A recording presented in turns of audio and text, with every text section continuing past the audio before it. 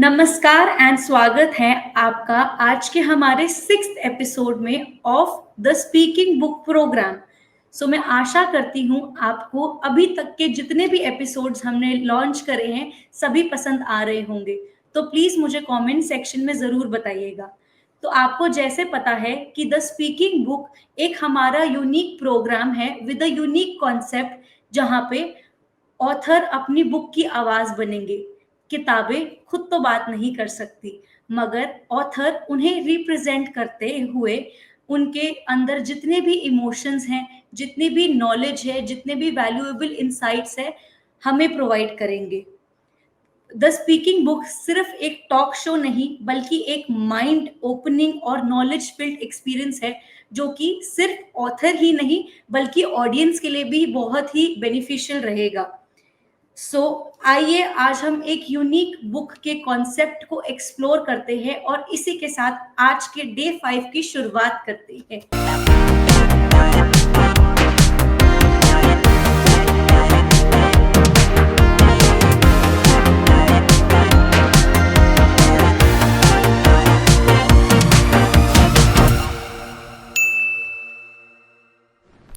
तो आज मैं जिस बुक की बात करूंगी वो बिल्कुल मेरे हाथ में है, जिसका नाम है फ्रॉम प्रिंसिपल टू प्रैक्टिस। ये एक सिंपल और प्रैक्टिकल गाइड है जो वर्क एथिक्स की इंपॉर्टेंस को समझाता है।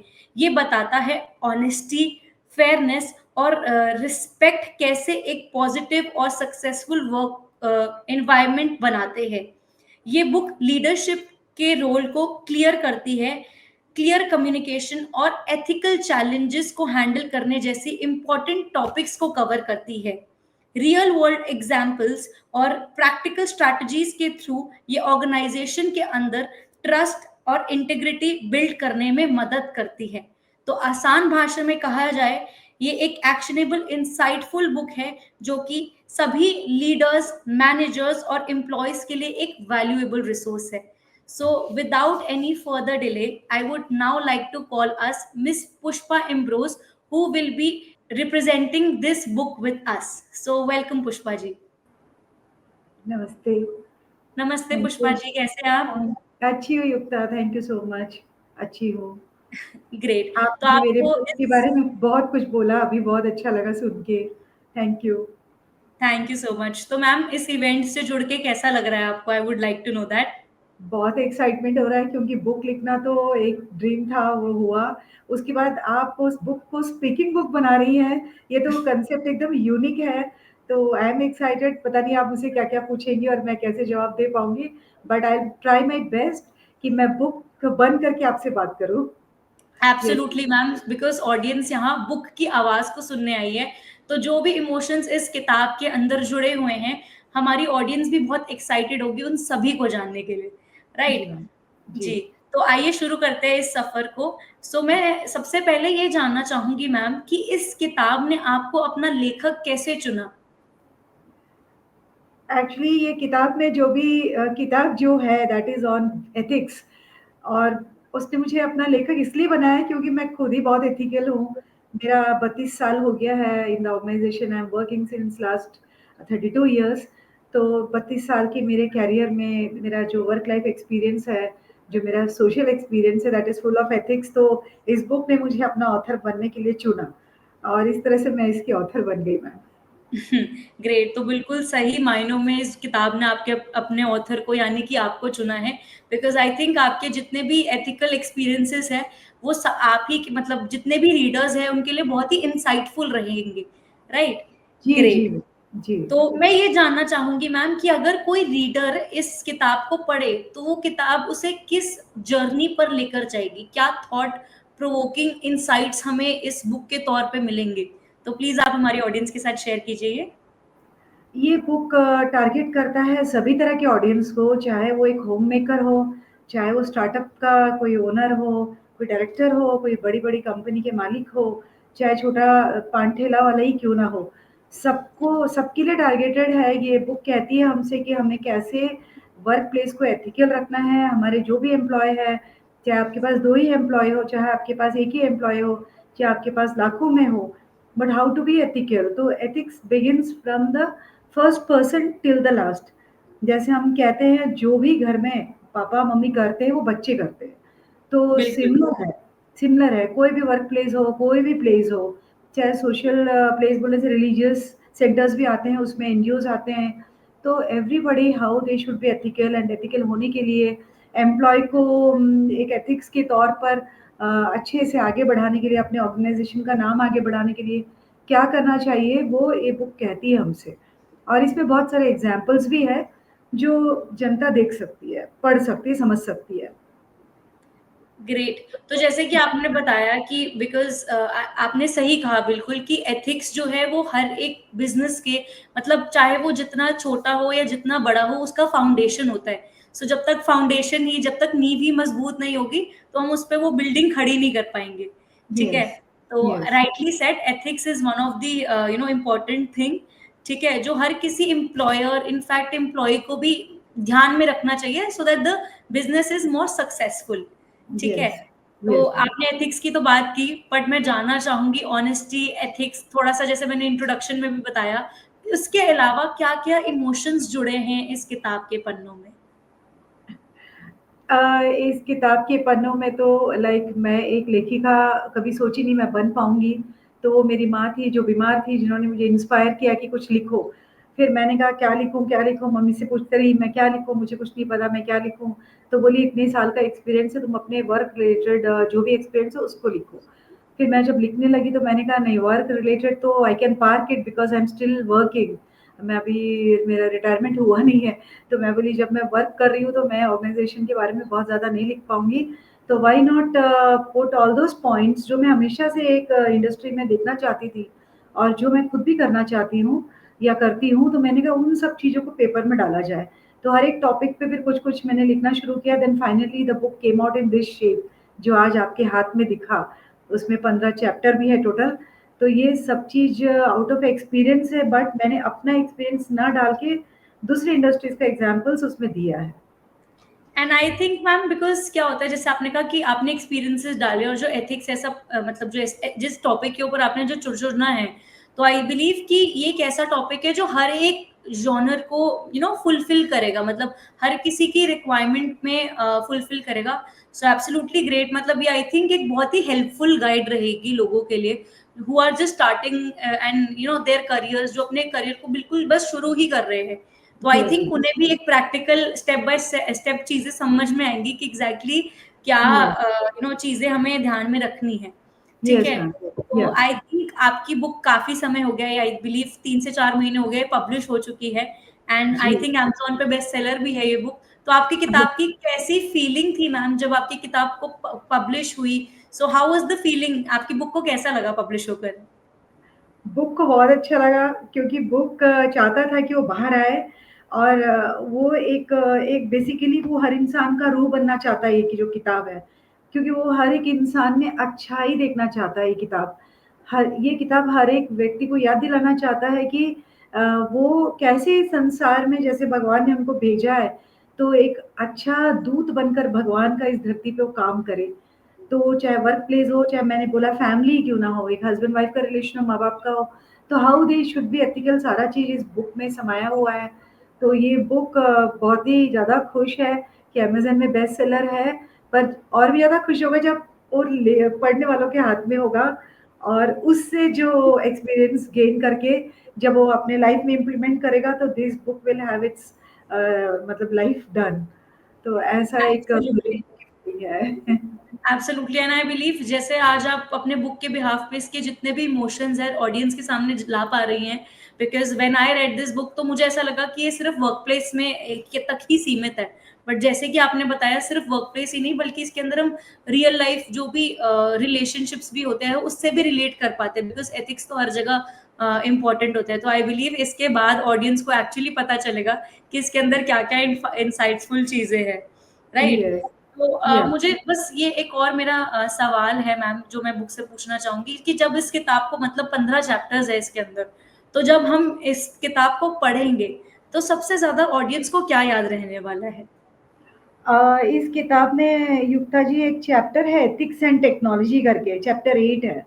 क्योंकि आज ओके, टेक्नोलॉजी इस हद तक बढ़ चुका है, मतलब होम मेकर के पास भी टेक्नोलॉजी है, उनके बच्चों के पास भी है, और इंडस्ट्री में तो है ही, हर एम्प्लॉय के पास टेक्नोलॉजी है, मोबाइल के रूप में हो, कंप्यूटर के रूप में हो, इंटरनेट, इंट्रानेट जो भी है आपके पास। तो और भी अभी एआई आ गया है, तो चैट जीपीटी है, बहुत सारे हैं। बिल्कुल। तो ये जो chapter is very important, because इस चैप्टर के द्वारा मैं लोगों से यही अपील करना चाहूँगी कि technology should not take away your originality. Absolutely. Technology को हावी ना होने दें, आप किसी भी गलत कार्य के लिए टेक्नोलॉजी को यूज़ ना करें, और आप रिलेशनशिप में भी टेक्नोलॉजी को यूज़ करके लोग एक-दूसरे को ब्लैकमेल करते हैं, लोग एक-दूसरे को नीचे दिखाते हैं, तो वो सब नहीं होना चाहिए, क्योंकि हम बेसिकली ह्यूमन बीइंग्स हैं और टेक्नोलॉजी हमसे ही बनी है, तो technology can not overrule us, and technology is a slave to us still. Humans are not going to be a slave to technology any day. तो टेक्नोलॉजी के बिना भी हमें अपना रिलेशनशिप तो हम मेंटेन करके आ रहे थे। इसलिए आप देखेंगे हमारे प्रीवियस जनरेशन्स काफ़ी दिन तक टिकते थे एक-दूसरे के साथ। अभी बिल्कुल। अभी के नेक्स्ट जनरेशन्स में क्या होगा नहीं पता, हमारी जनरेशन तक तो ठीक है।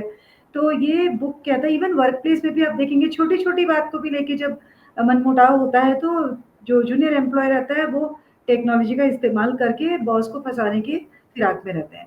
तो टेक्नोलॉजी और एथिक्स, ये इस चैप्टर को सब लोग ज़रूर पढ़िएगा, and how to be ethical while using technology, उसपे कुछ टिप्स भी है, कुछ एग्ज़ाम्पल्स भी है, और टेक्नोलॉजी को हमेशा पॉज़िटिविटी की तरफ ले जाइए, ताकि वो आपके लिए डबल काम कर सके। आप जितना मेहनत करते हैं, उससे डबल आउटपुट के लिए आप टेक्नोलॉजी को यूज़ करिए। तो आई एम श्योर कि every person will be contented, and सबको बड़ा खुशी होगा, जब वो टेक्नोलॉजी के माध्यम से अपना एथिकल वर्क को सामने दिखा पाएगा। तो this chapter is very important for me. Yes. बिल्कुल, आपने बिल्कुल सही कहा बिकॉज़ आजकल टेक्नोलॉजी हमारी सुविधा, हमारी मदद के लिए बट पीपल उसे एक सही डायरेक्शन में यूज़ नहीं करते। तो आपने या बिल्कुल सही कहा कि हमें टेक्नोलॉजी को भी यूज़ करते हुए मतलब ये तो बहुत ही एक इनसाइटफुल लर्निंग है जो कि आपने दी, कि जब हम टेक्नोलॉजी का भी इस्तेमाल कर रहे हैं तो हमें वो एथिक्स, वो चीज़ें माइंड में रखनी पड़ेगी, yes right? Sir. So that's yes. Absolutely right. बहुत ही अच्छा पॉइंट है मैम जो आपने कवर किया है, ठीक है? थैंक तो मैं ये जानना चाहूँगी आई एम श्योर कि ये बुक काफ़ी टाइम से लॉन्च्ड है एंड आपको ढेर सारे फीडबैक्स भी मिले होंगे अपने रीडर्स के ऊपर बिकॉज़ इसमें आपने इतने सारे इनसाइटफुल छोटे-छोटे पॉइंटर्स जो हम रियल लाइफ में नेग्लेक्ट कर देते हैं, वो सब इंक्लूड करे हैं। तो किसी जी। भी जब आपकी बुक को फीडबैक मिलता है, तो आपकी किताब को कैसा लगता है? किताब तो बहुत खुश होता है, क्योंकि उसके पन्ने तो स्वेल अप हो जाते हैं, बिकॉज़ आई कैन अंडरस्टैंड कि ये बुक में जो लिखी हुई हर एक चीज़ इम्पोर्टेंट है, चाहे वो कम्युनिकेशन पे हो, चाहे लीडरशिप पे हो, चाहे वो व्हिसल ब्लोअर्स पे हो, चाहे punishment to whistle blowers and rewarding the whistle blowers, ऐसे इम्पोर्टेंट टॉपिक्स पे ये बुक कवर कर रहा है। तो बुक को जब भी फीडबैक मिलता है, तो बुक बहुत खुश होता है, उसे लगता है कि कोई ना कोई व्यक्ति अपनी लाइफ में उसको आत्मसात करना चाहता है, इसलिए वो इस बुक को पढ़ा है और एप्रिशिएट भी कर रहा है। तो बुक बहुत खुश होती है, और एज़ ए ऑथर मैं भी बहुत खुश होती हूँ। ग्रेट। बिल्कुल मैम फीडबैक्स हर किसी को पसंद आते हैं, ठीक है? इसका मतलब ये है कि लोग उसे पसंद कर रहे हैं। हो सकता है कुछ पॉज़िटिव फीडबैक्स हो, कुछ नेगेटिव फीडबैक्स बट फीडबैक्स इसीलिए होता है कि हमारे हमने जो काम लिखा है उसे और इम्प्रोवाइज़ किया जाए। सो जी, दैट्स ग्रेट। जी, जी। सो मेरा जो अगला सवाल है आपकी किताब के लिए वो ये है कि जब आपकी ये किताब रीडर्स के सामने क्या अपने रीडर्स को जस्टिफाई कर पाई है? ये बुक तो डेफ़िनिटली रीडर्स को जस्टिफ़ाई कर पाई है, और इसमें अभी कुछ जैसे इलस्ट्रेशंस के लिए किसी ने सुझाव दिया है, इसे डिफरेंट लैंग्वेज में ट्रांसलेट करने के लिए सुझाव आया है, तो हिंदी में भी ट्रांसलेशन अभी चालू हो गया है, और उस बुक में इलस्ट्रेशंस भी रहेंगे, छोटे कार्टून के तौर पर कि ऑथर क्या कहना चाहता है या किताब क्या कहना चाहती है। तो मेरी ये बुक जो है, it's going to become much more improvised version इसकी निकलेगी हिंदी में, कंटेंट वही रहेगा, कंटेंट में कोई चेंज नहीं होगा, एग्ज़ाम्पल्स भी वही रहेंगे, उसमें भी कोई change great, so I think होगा। दिस बट ये बाहर आएगी, और अच्छा लगता है कि ऑडियंस मेरे अधिकतर हिंदी स्पीकिंग है, मतलब हिंदी में ज़्यादा पढ़कर समझने वाले हैं।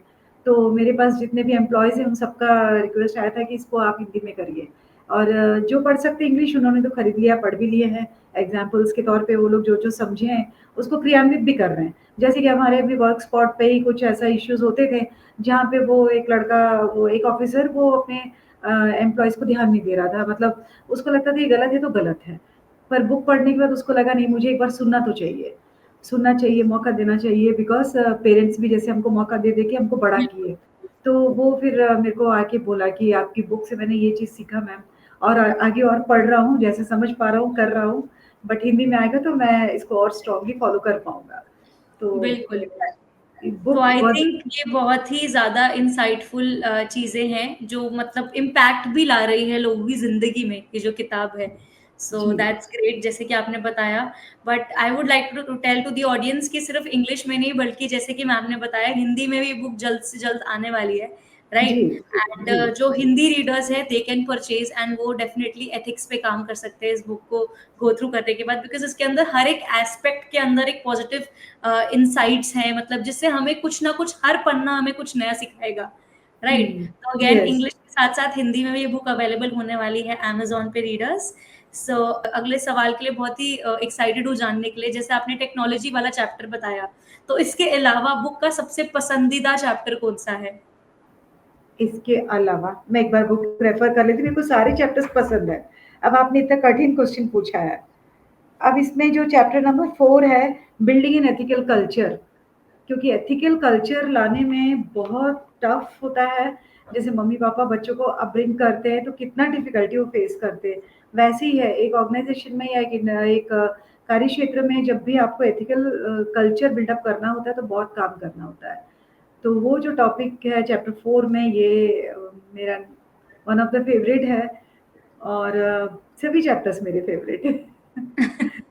ग्रेट। सो डेफिनिटली एक एथिकल कल्चर किस तरीके से बिल्डअप किया जाए, ये तो बहुत ही ज़रूरी है जानना, किसी भी एम्प्लॉयर एम्प्लॉय के लिए, राइट? बिकॉज़ हम उस पे जब तक काम नहीं करेंगे, तो हम एक पॉजिटिव एनवायरनमेंट नहीं बना सकते अपनी एम्प्लॉइज़ को रखने के लिए।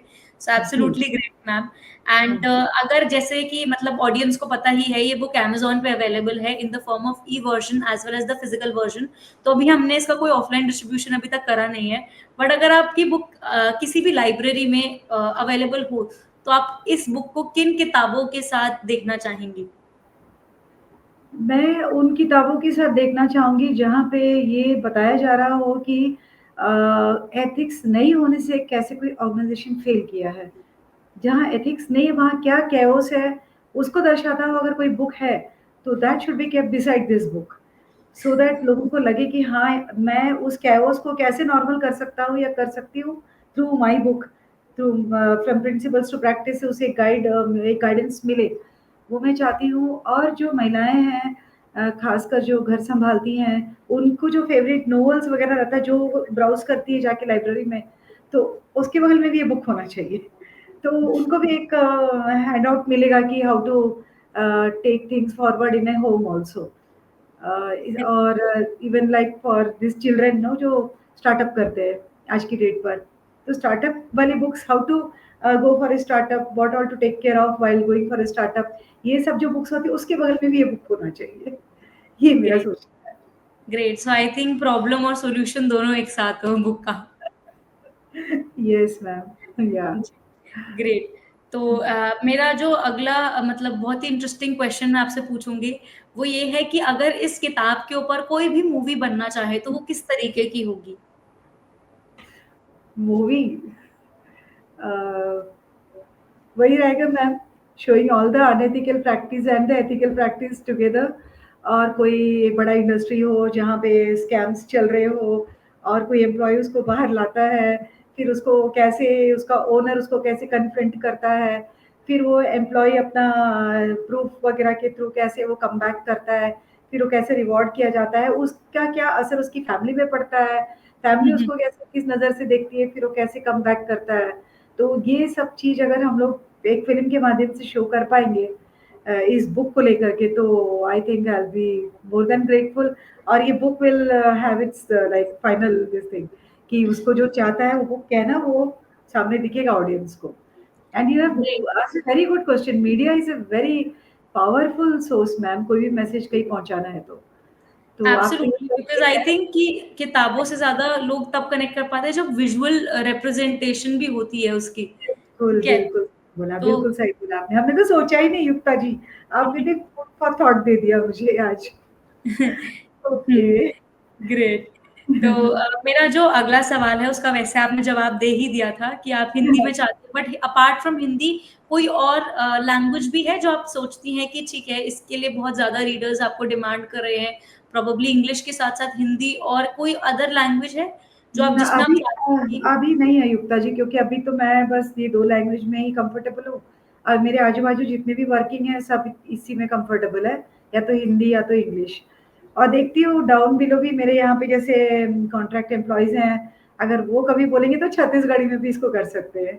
Chhattisgarhi is local language in my state. Okay, great, तो I great, can think of या ग्रेट।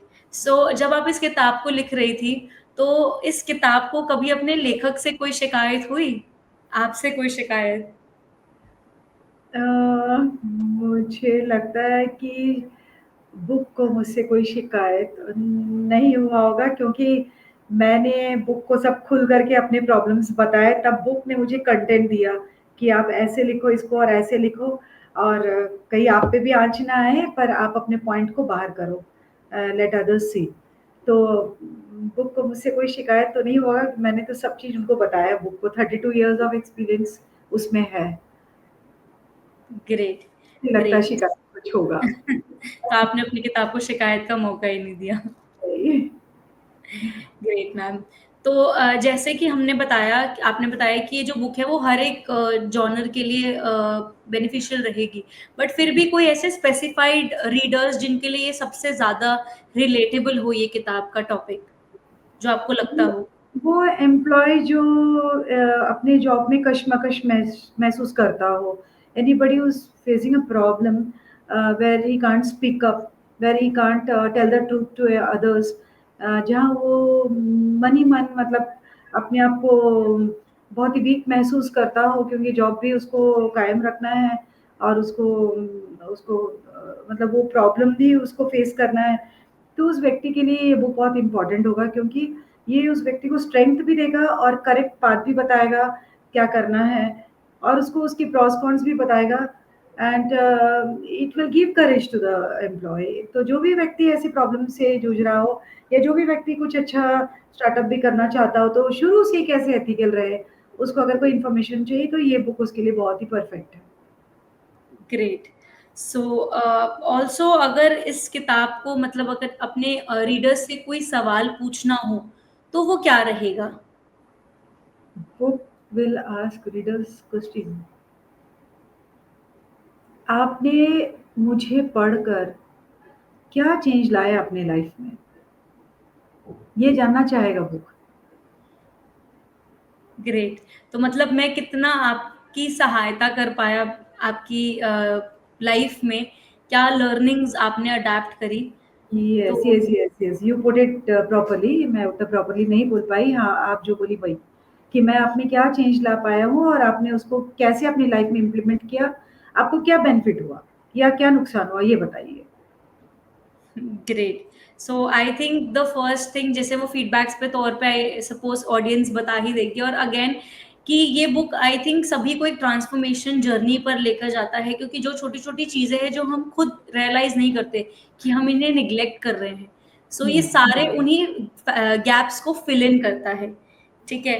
तो मैं अगर नेक्स्ट सवाल पूछूं आपकी बुक से, वो ये रहेगा कि ये किताब आपकी अपने रीडर से किस तरीके का एक रिलेशनशिप बिल्ड करना चाहेंगी? क्या वो दोस्त का रहेगा? क्या वो एक मेंटर का रहेगा, या फिर एक गाइड के रूप में रहेगा? एक गाइड और एक दोस्त। मेंटर तो नहीं, क्योंकि mentoring is very difficult, but guide definitely, definitely एक गाइड, एक हैंड होल्डर जो आपको हाथ पकड़ के समुद्र के उस पार या नदी के उस पार पहुँचा दे। Something like that, I can imagine my book doing that. एक गाइड, डेफ़िनेटली। ग्रेट। तो आई थिंक वो गाइड करेगा ऑडियंस को, मतलब रीडर्स को, कि कहाँ वो शायद कुछ ऐसी चीजें हैं जो निग्लेक्ट कर रहे हैं, कहाँ वो हुँ, गलत डायरेक्शन में जा रहे हैं, तो उनको एक प्रॉपर डायरेक्शन, या फिर उस रियलाइजेशन को ही, की रियलाइजेशन ही बहुत बड़ी चीज होती है, कि यस, हमें यस, पता चले, रियलाइज हो कि कहाँ हम गलत जा रहे हैं। Yes, right. यस। वही, जी। वो सही तो है। आपकी किताब सबसे ज़्यादा कब खुश होती है मैम? जब उसे कोई खरीदता है, या फिर जब उसे कोई प्रेज़ करता है, या फिर उसके रिगार्डिंग कोई उसको पढ़कर तारीफ करता है उसकी? दूसरा पॉइंट क्या बोले थे? जब खरीदता है फिर जब कोई पढ़ता खरीदता है। है, जब कोई उसे पढ़ता है या जब कोई उसकी तारीफ करता है? डेफ़िनिटली जब कोई उसको पढ़ कर के तारीफ़ करता है तब। पढ़ने से भी नहीं है, पढ़ कर के तारीफ़ करना है। खाली तारीफ़ भी नहीं। बुक सुंदर तो दिख आई रहा है, थिंक कॉपी तीनों कुछ अच्छा है। पॉइंटर्स कवर हो गए, खरीद कर, पढ़कर एंड देन तारीफ करना। यस मैम, बिल्कुल, बिल्कुल। टोटैलिटी में तीनों पॉइंट्स की ज़रूरत पड़ेगी बुक को, तभी वो खुश होगा, नहीं तो नहीं होगा। Great, great. तो इस इवेंट के माध्यम से आपकी बुक अपने ऑडियंस को कोई मैसेज देना चाहती है, तो प्लीज़ आप वो बताइए? बुक यही कहना चाहता है कि हमें एक ही ज़िंदगी मिला है, जहाँ हम खुद को खुश रखें पहले, क्योंकि हमारी सृष्टि बहुत इम्पोर्टेंट है, हम हैं तो बाकी है, जहाँ है। तो हम खुश रहेंगे तो हमारी फैमिली खुश रहेगी और हम सही रहेंगे तो हमारी फैमिली सही रहेगी। हम जो करते हैं हमारी जनरेशन आगे-पीछे दोनों देखते हैं हमें, बड़े भी, छोटे भी। तो हमें एथिकल रहना है, सोसाइटी में भी हमारा जो नाम है, उसको बरकरार रखना है। वर्क लाइफ़ में उतार-चढ़ाव होते रहेंगे क्योंकि ऑर्गनाइज़ेशन हम जॉइन करते हैं कि हमें जॉब चाहिए, पैसे कमाना है, फैमिली चलाना है या अपना ज़िंदगी को आगे ले जाना है। तो उस चीज़ को मद्देनज़र रखते हुए ऑर्गनाइज़ेशन में जो हम अच्छा कर सकते करना है। कभी हमसे कोई भूल-चूक या कोई गलती हो, ये ना हो। यही बुक चाहता है कि हम भरसक प्रयत्न करें कि हम एथिकल रहें, हम सही रहें, हमें जो विधाता ने काम दिया है उसे हम अच्छे से करें इस धरती पर और हम ना केवल हम तक सीमित रहे पर और भी लोगों को अपने साथ जोड़े सो दैट ये समाज कभी ना कभी जाके करप्शन फ्री और अनएथिकल प्रैक्टिसेस से दूर हो। यही ये बुक चाहता है। ग्रेट। सो आपने इन सभी चीज़ों को जो भी हमने डिस्कशन किया आई थिंक सभी का आपने एक सम अप कर दिया एक बहुत ही खूबसूरत जवाब के साथ। Thank you. तो मेरा एक सवाल आपसे होगा बिकॉज़ आप इस बुक को रिप्रेज़ेंट कर रही हैं मैम। तो जैसे कि ऑडियंस के लिए ये बुक अमेज़न पे ई वर्ज़न और फिज़िकल वर्ज़न में अवेलेबल है। तो आपने कुछ ऑडियो वर्ज़न के रिगार्डिंग भी सोचा है? बिकॉज़ आई थिंक कि इस इवेंट के बाद शायद वो खुद भी बताना चाहे, कुछ ऑडियंस को कहना चाहे। तो तो आपने आपने ऐसा कुछ सोचा है कि क्या इस बुक को एक ऑडियो फॉर्मेट में भी लॉन्च करना चाहिए ताकि एक बुक की खुद की आवाज़ भी ऑडियंस के सामने जा पाए? अभी तक तो नहीं सोचा है युक्ता जी बिकॉज़ मेरे लिए नया प्रैक्टिस रहेगा मतलब एक्सपेरिमेंट रहेगा या एक एक्सपीरियंस रहेगा। मुझे ई-बुक के ऑडियो बुक के बारे में ज़्यादा ज्ञान नहीं है। तो ले लूँगी पब्लिशर से टिप्स ले लूँगी, देखती हूँ, बात करती हूँ। और ई-बुक अगर ऑडियंस पसंद करेगी तो डेफ़िनेटली मैं ई-बुक में जाना चाहूँगी। सॉरी वो ऑडियो बुक में जाना चाहूँगी। अगर अगर पब्लिक ग्रेट, पसंद करती है तो। ग्रेट। तो सो अभी सोचा हुँ। ग्रेट, कोई प्रॉब्लम नहीं है। सो मैम मेरा एक लास्ट सवाल आपसे भी रहेगा कि आपको कैसा मतलब एनी लास्ट मैसेज या फिर कैसा लगा इस पूरी जर्नी में as a reader, as a writer आपकी क्या जर्नी रही? एक छोटे से शब्द में आप मुझे थोड़ा-सा बताएँगी कुछ 2 लाइन्स में इसके regarding? It's like a unimaginable task getting done. कभी मैंने ज़िंदगी में नहीं सोचा था कि मैं एक ऑथर बनूँगी। माँ की बीमारी के टाइम में जब मैं वहाँ पर मम्मी के बगल में बैठ के मोबाइल पे या लैपटॉप में मूवी देखना या गाना सुनना करती थी, तो मम्मी बोलती थी, "आँखें खराब हो जाएगी, तुम कुछ लिखो, पढ़ो।" तो फिर मैं कहती थी, "मैं क्या लिखूँगी, पढ़ूँगी? मैं तो दिन भर काम करके आ रही हूँ, थकी हूँ।" बट शी यूज्ड टू से कि, "नहीं, लिखो, लाइफ़ को खराब मत करो, लिखो।" तब फिर मैंने लिखना शुरू किया था। तो ये मेरा एक मैसेज रहेगा कि कभी भी आप जो सोचते हैं, आपके अंदर में क्या-क्या प्रतिभा है, ये आपको कई बार पता नहीं होता है। जब बिल्कुल, कोई आपसे कुछ कहने करने को कहता है, तो एकदम से नेगलेक्ट नहीं करो और उसके बारे में सोचो और 1 साल, 2 साल, 3 साल, जितना भी साल लगे बट आप जब धीरे-धीरे उसको करते जाएँगे, तो आपको खुद को दिखेगा कि आपके अंदर वो प्रतिभा छुपी हुई थी, जो बाहर आई है। और मम्मी ने मुझसे बोला अगस्त 23 में एंड दिसंबर में शी लेफ्ट अस और फिर मैंने इस बुक को 24 अगस्त में ख़त्म किया। तो जो 3-4 महीना छोड़ के 12 महीने में मैंने अराउंड 4 मंथ्स नहीं लिखा, तो 8 महीने में मैंने ये बुक कंप्लीट किया। तो ऑडियंस के लिए यही मैं कहना चाहूँगी कि कोई भी चीज़ को करना इम्पॉसिबल नहीं है हम लोगों के लिए। ओनली थिंग बिल्कुल। इज़ कि आप में एक करेज होना चाहिए। आपको लगेगा डाउट अपने आप के ऊपर कि मैं शायद ना कर पाऊँ, पर कदम तो बाहर निकालने पड़ेंगे। नहीं निकालोगे तो नहीं एक्सपीरियंस करेंगे आप। और कई बार आपको हो सकता है कि लोगों की ज़रूरत पड़े जो आपको प्रेरित करें। जब मदर का डेथ हुआ तो मेरे पास फ्रेंड्स थे जिसको मैं शेयर करती थी कि मैं कुछ लिख रही हूँ। तो वो लोग और मेरी खुद की बहनें हैं तो वो भी, उनको भी बता के रखी थी। तो दे वर आल्सो वेटिंग कि इसका बुक कब आएगा, but suddenly then I told them कि आई हैव स्टॉप्ड राइटिंग, क्योंकि वो तो है नहीं जिन्होंने मुझे इंस्पायर किया। तो देन एवरीबॉडी सेड नहीं, लिखो, लिखो करके। तो मैंने इसको लिखा, कंप्लीट किया और फिर इसको जब मैं कुछ लोगों को बताई प्रूफ, तो दे वर वेरी हैप्पी। फिर पब्लिशर ने भी मुझे हेल्प किया and we could bring out this book in a good shape. तो everybody should have the courage to do new things. Absolutely, because हमें कभी खुद ही नहीं पता कि हमारे अंदर क्या चीज़ें हैं जो हम कर सकते हैं, जो औरों से हमें पता चलती है। सो जी हाँ। एब्सोल्युटली आपने बिल्कुल सही कहा दैट कभी-कभी हमें भी नहीं पता होता कि हम क्या-क्या चीज़ें करने में सक्षम हैं। तो जी, definitely we should first of all believe ourself, this is what I would like to tell the audience कि हम ये कर सकते हैं एंड डेफिनिटली चीज़ें उसी डायरेक्शन में फिर फ्लो करती है, यस, राइट? यस, बिल्कुल, बिल्कुल। तो बहुत ही मज़ा आया पुष्पा जी आपसे बात करके। मुझे बहुत ही सारे इनसाइटफुल आपने चीज़ें बताई इस इवेंट के दौरान आपकी बुक के माध्यम से। सो आई सपोज़ हमारी ऑडियंस को भी बहुत मज़ा आ रहा होगा इस इवेंट को देखने में। So people so I would like to tell everybody कि हम इस बुक का परचेज़िंग लिंक हमारे डिस्क्रिप्शन बॉक्स में मेंशन कर रहे हैं। So you can purchase the copy now on Amazon. Abhi, as of now, it's there in the form of e-version as well as the physical version. So thank you so much, Pushpa ji, for joining us for today. Thank you Yukta ji, thank you so much and thanks to the audience also जिन्होंने patiently मुझे सुना। Thank you very much. Thank you God so bless. Much ma'am. Thank thank you. So ये रहा आज का हमारा interesting event. तो इस इवेंट के थ्रू हमने बहुत सारे इंसाइटफुल चीज़ों को जाना, जैसे कि सिर्फ एथिक्स बिजनेस या प्रोफेशनल लाइफ में नहीं बल्कि पर्सनल लाइफ में भी बहुत ज़रूरी होते हैं। और जैसे कि मैम ने बताया कि हमें टेक्नोलॉजी बहुत ही सोच समझ कर यूज़ करनी चाहिए। सो thank you so much for joining everybody. मैं कमेंट सेक्शन में जानना चाहूँगी आपको हमारा ये यूनिक इनिशिएटिव कैसा लग रहा है। So please mention all your feedbacks in the comment section with us, and we are putting the purchasing link of this book in the description box. और इसी के साथ साथ मैं आपको एक और चीज बताना चाहूंगी, जो हमारा इवेंट है कॉल्ड मेरी किताब मेरी कहानी, उसकी रजिस्ट्रेशन शुरू हो चुकी है। सो प्लीज कमेंट सेक्शन में दिए हुए नंबर्स पे कॉल करें एंड इसके रजिस्ट्रेशन के रिगार्डिंग जितनी भी क्वेरीज है उनसे पूछिए। So thank you so much for joining audience. See you in the other episode. Till then keep reading and keep learning. Thank you.